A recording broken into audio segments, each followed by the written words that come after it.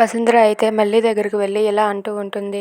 రేపు జరగబోయే వరలక్ష్మి వ్రతానికి నీకు చెప్పడానికి వచ్చాను. నా కూతురు లేకుండా నేను ఎప్పుడూ కూడా వరలక్ష్మి వ్రతం జరిపించలేదు.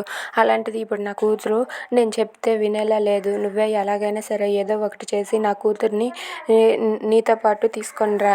రేపు వరలక్ష్మి వ్రతానికి మీ ఇద్దరు రండి అని చెప్పి వసుంధర అయితే మల్లితో అంటూ ఉంటుంది. అది విని మల్లి అయితే నిజమే కదా, వసుంధర అమ్మగారు ఎప్పుడూ కూడా మాలిని అక్క లేకుండా ఆ పూజ జరపలేదు అని చెప్పి అనుకుంటూ ఉంటుంది. నీకు మాట ఇస్తున్నాను, నువ్వు వస్తావని నేనైతే అనుకుంటున్నాను. మళ్ళీ నువ్వు నా కూతురుని తీసుకొని రా మళ్ళీ రేపు పూజకి అని చెప్పి వసుంధర మల్లితో ఏడుస్తూ చెప్తూ ఉంటుంది. అది విని మళ్ళీ అయితే సరే అని చెప్పి అంటుంది. ఇంతలో అక్కడ ఉన్న మైసమ్మ భర్త దగ్గరికి వెళ్ళి వసుంధర ఇలా అంటూ ఉంటుంది.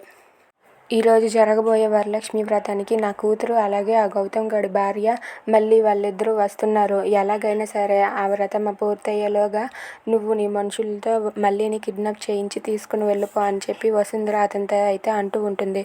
అది విని సరే సరే నా ఏర్పాట్లు నేను చేసుకుంటానని చెప్పి మైసమ్మ భర్త అంటూ ఉంటాడు. ఇక వసుంధర మాత్రం ఇలా అంటుంది. ఎట్టి పరిస్థితుల్లోనూ మిస్ అవ్వకూడదు, అది ఇక జీవితంలో కనిపించకూడదు, ఏం చేస్తావో నీ ఇష్టం అని చెప్పి వసుంధర అయితే అంటూ ఉంటుంది. అది విని సరే అని చెప్పి మైసమ్మ వాళ్ళ ఆయన అంటూ ఉంటాడు. ఇక మాలిని అయితే రెడీ అవుతూ ఉంటుంది. ఇంతలో మళ్ళీ అక్కడికి వచ్చి అక్క నేను రెడీ అయిపోయాను, పద వెళ్దామా అని చెప్పి మళ్ళీ మాలినితో అంటుంది. అది విని మాలిని అయితే సరే మళ్ళీ ఎంత అందంగా ఉన్నావు అని చెప్పి వాళ్ళిద్దరూ కూడా అలా మాట్లాడుకుంటూ ఉంటారు.